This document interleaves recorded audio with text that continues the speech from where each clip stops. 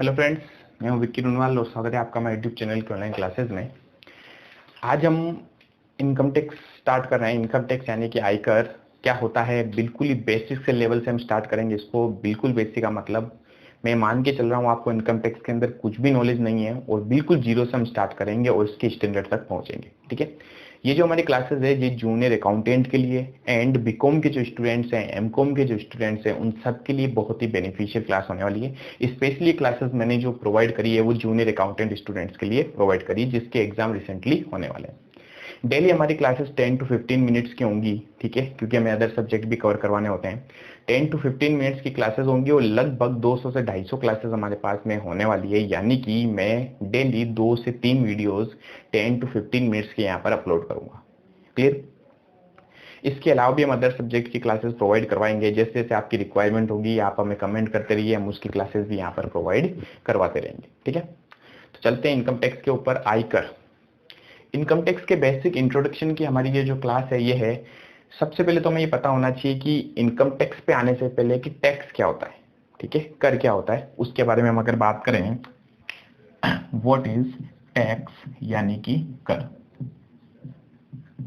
कर क्या है? किसी भी देश को चलाने के लिए सरकार होती है, गवर्नमेंट होती है, और वो जो गवर्नमेंट है उसको अपनी कंट्री को चलाने के लिए, अपने देश को चलाने के लिए, अपने देश का डेवलपमेंट करने के लिए सबसे इंपॉर्टेंट जो चीज चाहिए होती है वो होता है फंड, पैसा, मनी।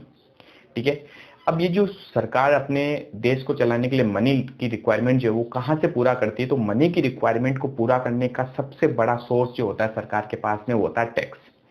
टैक्स यानी कि जो कंट्री के अंदर जो लोग हैं, जो बिजनेस कर रहे हैं, जो अर्निंग कर रहे हैं, जो पैसा कमा रहे हैं, उनसे गवर्नमेंट, सरकार डायरेक्टली या इनडायरेक्टली टैक्स वसूल करती है।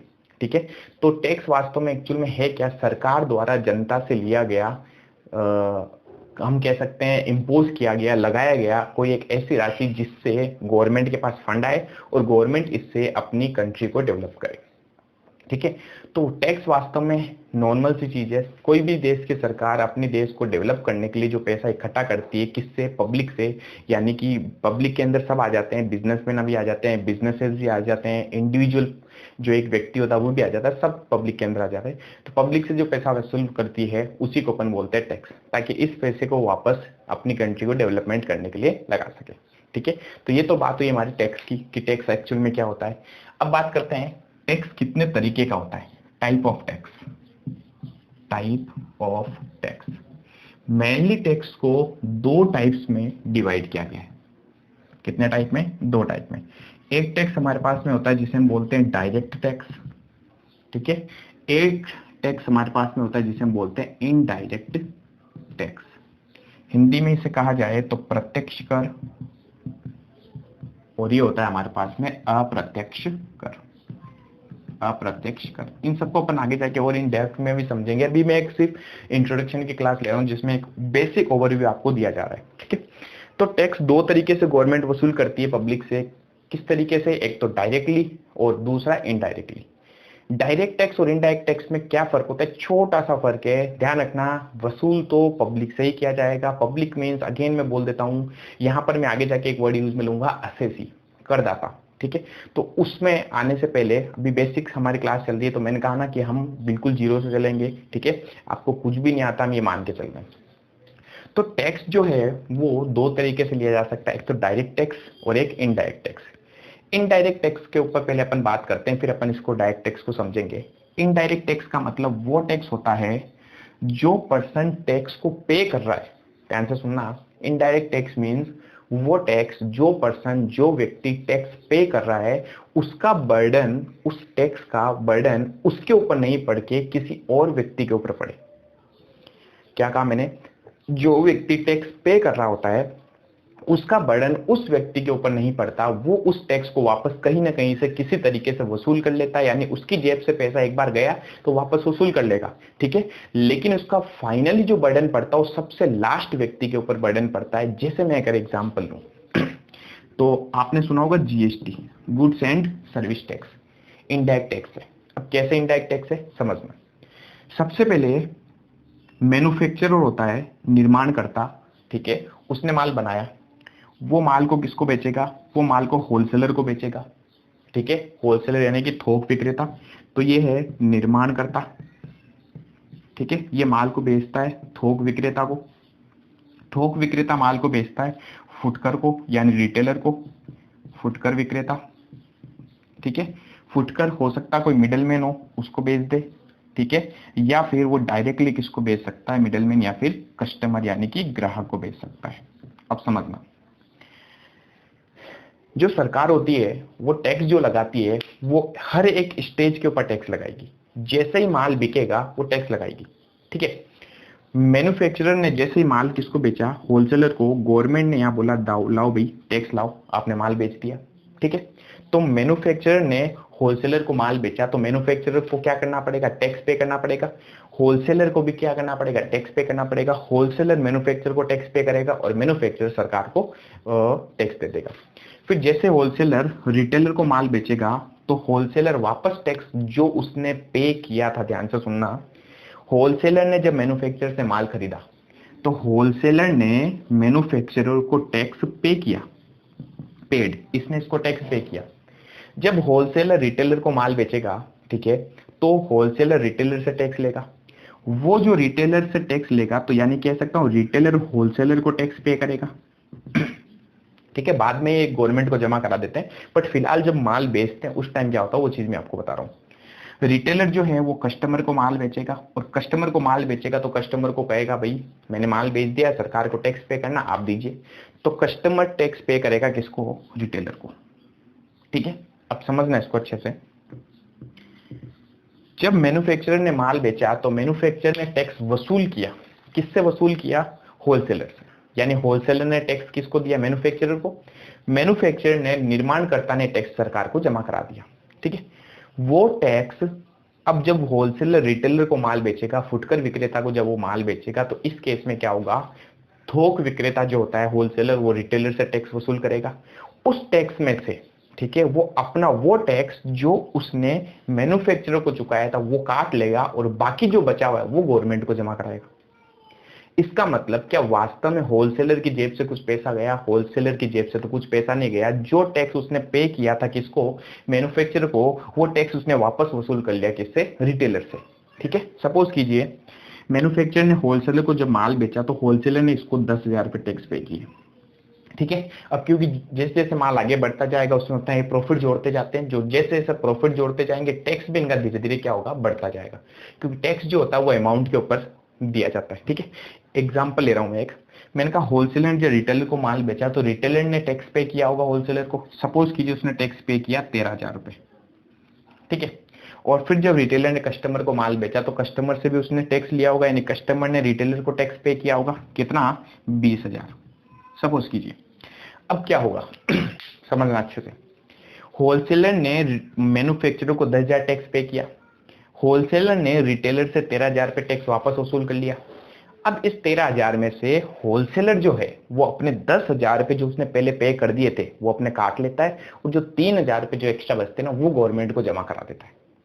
ऐसा में यानी कि क्या वास्तव में होलसेलर के ऊपर इसका बर्डन पड़ा क्या, नहीं। अच्छा, मैन्युफैक्चरर ने तो कुछ पे ही नहीं किया था, मैन्युफैक्चरर ने तो होलसेलर को माल बेचा, बेचते उसने टैक्स वसूल किया, उसने गवर्नमेंट को जमा करा दिया, ठीक है। तो मैन्युफैक्चरर की जेब से कुछ नहीं गया, उसने जो टैक्स वसूल किया था होलसेलर से वही पे किया। होलसेलर ने रिटेलर से टैक्स वसूल किया, उसमें से उसने जो अपने पहले 10,000, ये वाले जो 10,000 थे जो उसने पहले पे किए थे ये अपने काट लेता है, और 3,000 जो उसने एक्स्ट्रा टैक्स ले रखा है रिटेलर से वो गवर्नमेंट को पे कर देता। ऐसा में फिर जब बात आती रिटेलर की, रिटेलर ने माल बेचा कस्टमर को और उससे कितना टैक्स वसूल किया, 20,000 रुपए। अब रिटेलर जो है वो भी यही प्रोसेस करता है, उसने पहले होलसेलर को 13,000 टैक्स पे किया था, वो इस 20 में से जो उसने वसूल कर रखा है कस्टमर से उसमें से अपने 13,000 रुपए ये लेस कर देता है, और जो 7,000 बच जाते हैं एक्स्ट्रा वो ये गवर्नमेंट को पे करता है। समझ में आ रहा है, यानी वास्तव में देखा जाए तो ना तो मैन्युफैक्चरर की जेब से कुछ गया, ना होलसेलर की जेब से कुछ गया, ना रिटेलर की जेब से कुछ गया। अच्छा, पे कौन कर रहे हैं, पे तो ये कर ही रहे हैं ना अभी, है ना। तो जो व्यक्ति टैक्स पे करता है उसके ऊपर बर्डन नहीं पड़ रहा है, वास्तव में देखा जाए तो इसका फाइनली बर्डन जो है ना वो पड़ा है कस्टमर के ऊपर, यानी कि टैक्स पे तो अलग अलग जगह पर किया जा रहा था, लेकिन इसका जो अंतिम जो कह सकते हैं बर्डन जो पड़ता है, ठीक है, जो भार पड़ता है वो किसके ऊपर पड़ता है? कस्टमर के ऊपर पड़ा। ये जो हमारा टैक्स होता है ये होता है अप्रत्यक्ष कर। समझ में आया?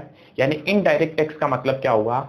ऐसा टैक्स जो पे करता है उसके ऊपर उसका बर्डन नहीं पड़ता, फाइनल जो कंज्यूमर होता है, कस्टमर होता है, उसके ऊपर उसका बर्डन पड़ता है, वो होता है हमारे पास में इनडायरेक्ट टैक्स। इसलिए इसका नाम है इनडायरेक्ट टैक्स। जो पे कर रहा है उसके ऊपर बर्डन नहीं पड़ रहा, ना इसके ऊपर बर्डन पड़ा, इसने पे किया, इसने भी पे किया लेकिन बर्डन इस पे नहीं पड़ा, इसने भी पे किया लेकिन बर्डन इस पे नहीं पड़ा, क्योंकि इन्होंने वापस वसूल कर लिया। ठीक है, वास्तव में बर्डन किसके ऊपर पड़ा है? कस्टमर के ऊपर।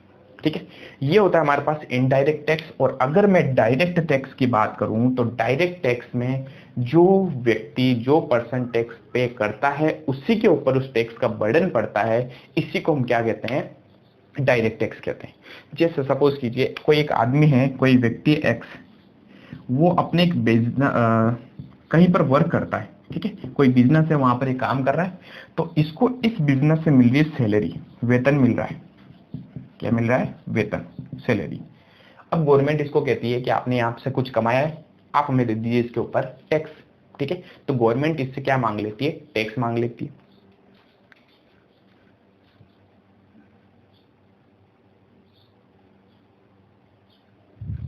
ठीक है, तो गवर्नमेंट एक्स से क्या मांगती है? टैक्स मांगती है। तो एक्स को, गवर्नमेंट को टैक्स पे करना पड़ेगा क्योंकि इसने वहां से कुछ ना कुछ कमाई की है। ठीक है, तो एक्स ने इस बिजनेस से वेतन लिया, इस वेतन के ऊपर उसको गवर्नमेंट को क्या देना पड़ेगा? सरकार को क्या देना पड़ेगा? टैक्स देना पड़ेगा। यानी कि वास्तव में क्या ये टैक्स ये वापस किसी और से वसूल कर सकता है? या नहीं कर सकता। जिस व्यक्ति ने, एक्स ने, जिस व्यक्ति ने टैक्स पे किया है उसी के ऊपर उस टैक्स का भी बर्डन पड़ता है, भार पड़ता है, अंतिम भार उसी व्यक्ति के ऊपर होता है। इसे हम कहते हैं डायरेक्ट टैक्स।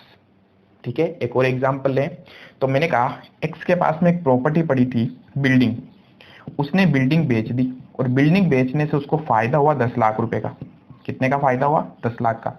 गवर्नमेंट कहती है आपको फायदा हुआ, बेनिफिट हुआ, अर्निंग हुई, इसके ऊपर टैक्स निकालो, टैक्स पे करना पड़ेगा इसको। ठीक है, तो ये जो 10 लाख के ऊपर जो भी इसका टैक्स पे कर, जो भी टैक्स की रेट होगी उसके हिसाब से जो टैक्स पे करेगा, पे भी एक्स करेगा और इसका बर्डन भी किस पे पड़ेगा? एक्स पे ही पड़ेगा। यानी कि डायरेक्ट टैक्स वो टैक्स होता है जो व्यक्ति टैक्स को चुकाता है उसी के ऊपर उसका फाइनली बर्डन पड़ता है, भार पड़ता है, इसे हम कहते हैं डायरेक्ट टैक्स।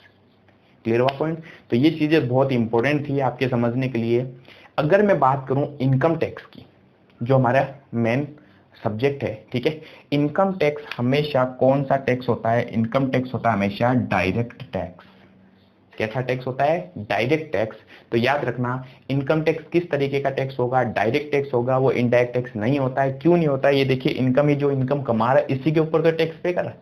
ठीक है, तो इनकम टैक्स हमेशा कौन सा टैक्स होता है? डायरेक्ट टैक्स होता है। क्लियर? चलिए, तो ये तो था हमारे पास में छोटा सा कॉन्सेप्ट कि what is direct and what is indirect tax. अब अपन बात करते हैं कि ये जो टैक्स लेने वाली अथॉरिटी होती है, यानी कि हमने किसकी बात करी अभी? डायरेक्ट और इनडायरेक्ट टैक्स तो हमने पढ़ लिया, बहुत इंपॉर्टेंट कॉन्सेप्ट था ये।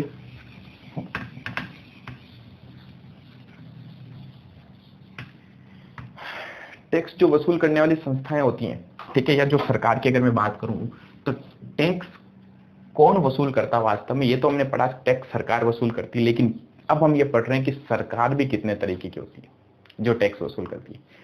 तो मेनली दो तरीके की गवर्नमेंट होती है जो टैक्स वसूल करती है। ठीक है, डिवाइड ऑफ टैक्स। ठीक है, तो टैक्स कितने तरीके की गवर्नमेंट होती है जो वसूल करती है? दो तरीके की हमारे पास में गवर्नमेंट होती है। एक होती है हमारे पास में सेंट्रल गवर्नमेंट, सेंट्रल गवर्नमेंट, एक होती है हमारे पास में स्टेट गवर्नमेंट। ठीक है, जिसे हम कह सकते हैं ये तो है राज्य सरकार और ये हमारे पास में केंद्र सरकार, केंद्र सरकार। ठीक है, तो दो तरीके की गवर्नमेंट होती है जो टैक्स वसूल करती है। एक तो होती है सेंट्रल गवर्नमेंट, एक होती है स्टेट गवर्नमेंट। ठीक है, सेंट्रल गवर्नमेंट यानी कि बड़ी सरकार होती है। स्टेट हमें पता है अलग अलग स्टेट में अलग अलग गवर्नमेंट होगी। ठीक है, कहीं कांग्रेस, कहीं बीजेपी, जो भी हमारी गवर्नमेंट होती है वो। तो राज्य के अंदर जो टैक्स वसूली की जाती है वो राज्य सरकार करती है, और जो सेंट्रल गवर्नमेंट टैक्स वसूल करती है वो सेंट्रल गवर्नमेंट के सारे टॉपिक में आते हैं। ठीक है, मैं आपको ये भी टॉपिक कराऊंगा, बहुत इंपॉर्टेंट टॉपिक है। हमारे जो टैक्स सिस्टम है ना उसमें थोड़ी कॉम्प्लेक्सिटी है। ठीक है, कुछ टैक्स ऐसे हैं जो स्टेट गवर्नमेंट वसूल करती है, कुछ टैक्स ऐसे हैं जो सेंट्रल गवर्नमेंट वसूल करती है। तो इनका सिस्टमेटिक वे तो एक पूरा अच्छी तरीके से बनाया गया था, लेकिन इनको इम्पोज करने का, लगाने का जो एक सिस्टम है ना, कहीं तो कुछ ज्यादा टैक्स सेंट्रल गवर्नमेंट के पास चले गए, स्टेट गवर्नमेंट के पास कम टैक्स गए, काम ज्यादा जो करना पड़ा वो स्टेट गवर्नमेंट को करना पड़ा, इसलिए उसके बाद में कई सारी कॉम्प्लेक्सिटीज आई थी। बट वो आगे का पॉइंट है हमारे पास में। फिलहाल अपन ये देख रहे हैं कि कितने तरीके की गवर्नमेंट होती है जो टैक्स वसूल कर सकती है। एक तो सेंट्रल गवर्नमेंट टैक्स वसूल कर सकती है, एक स्टेट गवर्नमेंट टैक्स वसूल कर सकती है। ठीक है, जो इंपॉर्टेंट चीजें होती हैं उसके ऊपर जो टैक्स वसूली का राइट होता है वो सेंट्रल गवर्नमेंट के पास में होता है। क्लियर? अब हम बात कर रहे हैं कि जो इनकम टैक्स है वो कौन वसूल करता है, कौन लगाता है, यानी कि सेंट्रल गवर्नमेंट वो टैक्स लेगी या स्टेट गवर्नमेंट वो टैक्स लेगी। तो अगर बात की जाए इनकम टैक्स की, तो इनकम टैक्स हमेशा याद रखना सेंट्रल गवर्नमेंट द्वारा इम्पोज किया जाता है, लगाया जाता है। ठीक है, तो income tax imposed by income tax, सारे क्वेश्चन बनते हैं। इनकम टैक्स आयकर कौन लगाता है? ठीक है, तो सेंट्रल गवर्नमेंट लगाती है। यहाँ पर ऑप्शंस भी आते हैं, तो ये सारे क्वेश्चन हैं हमारे पास में। Income tax imposed by central government, ठीक है। तो आयकर केंद्र सरकार द्वारा लगाया जाता है। हम पढ़ेंगे इनकम टैक्स की डेफिनेशन, उसमें इनकम टैक्स की डेफिनेशन में हम पढ़ने वाले हैं income tax is imposed by central government and it is an direct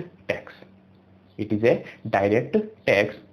आयकर क्या होता है? आयकर केंद्र सरकार द्वारा लगाया गया एक प्रत्यक्ष कर है। ये आयकर की डेफिनेशन हम पढ़ने वाले हैं इसके अंदर। ठीक है, तो इससे पहले मैंने आपको छोटे छोटे 2 पॉइंट कवर कराए। तो पहला पॉइंट आज हमने पढ़ा टैक्स क्या होता है। ठीक है, वापस रिवाइज करवा दूं। फर्स्ट हमने पढ़ा टैक्स क्या होता है। ठीक है, दूसरा हमने क्या पढ़ा, टैक्स के टाइप कितने होते हैं, टाइप ऑफ टैक्स। तीसरा पॉइंट आज हमने पढ़ा कि कितने तरीके की गवर्नमेंट होती है, गवर्नमेंट जो टैक्स वसूल करती है। ठीक है, टैक्स लगाती है। तो ये 3 चीजें आज हमने इस टॉपिक में कवर करी है। एक वीडियो आज और मैं इसमें अपलोड कर दूंगा। तो हमारी जो क्लासेस है वो छोटे छोटे टॉपिक में मैं बांटना चाहता हूँ, ताकि सारी चीजें हम एक साथ बढ़नी पड़े। डेली 10-10, 15-15 मिनट की क्लासेस मैं आपके लिए लूंगा, ताकि इससे आपके भी इजी हो जाए, दिमाग में कॉन्सेप्ट भी आते रहे। उन सारे पॉइंट्स को आप अच्छे से राइट डाउन करते रहना। सारे क्वेश्चंस वही हैं जो जूनियर अकाउंटेंट के एग्जाम्स में बनते हैं। तो मैंने पहले ही बोला था कि हमारी जो क्लास का जो मेन टारगेट है वो जूनियर अकाउंटेंट के स्टूडेंट्स है। ठीक है, और जो भी सब्जेक्ट है जो आपको लगता है कि सर थोड़े कॉम्प्लिकेटेड है उसको करवाइए, तो उसके लिए आप हमें जरूर कमेंट करें, उसकी क्लासेस भी हम आपके लिए प्रोवाइड करेंगे। Thank you.